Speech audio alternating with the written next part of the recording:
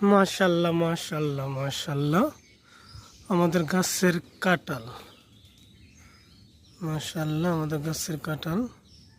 তো একটা সময় আমরা আর কি ভাবতাম যে কাঁঠাল বুঝি ময়মনসিংহ বা সিলেট, রাজশাহী, বরিশাল এইসব এলাকাতে হয়, কিন্তু বিগত কয়েক বছর যাবৎ আমাদের এলাকায়, আমাদের বাড়িতে প্রচুর কাঁঠাল হয়।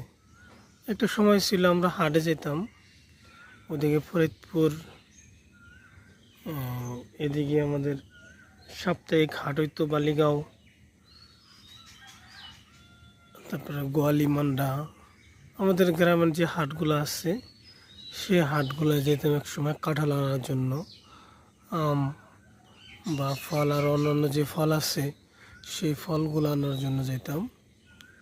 তো এখন আর এই আম কাঁঠাল এগুলা ফল কিনতে আর হাটে যেতে হয় না, এখন এগুলা আমাদের গাছই হয়। তো এবার প্রচুর কাঁঠাল হয়েছে আলহামদুলিল্লাহ। এদিকে যে পুষ্কুমিটা, এই পুষ্কুমিটা ওই বাসার পুষ্কুমিটা অনেক সুন্দর, প্রচুর মাছ পড়ে এদিক দিয়ে, চকের মাছ। তো এখানে তো মানুষের পুষ্কুমি বেশিরভাগই আর কি বান্দা থাকে, চাষ করে। তো এটা খোলা আছে, চকের এখানটা খোলা।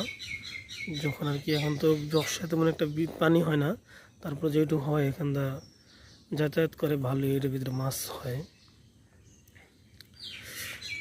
তো আবার কাঁঠালগুলো দেখাই, কাঁঠালগুলো মাশাআল্লাহ হয়েছে, অনেক সুন্দর, অনেক কাঁঠাল হয়েছে।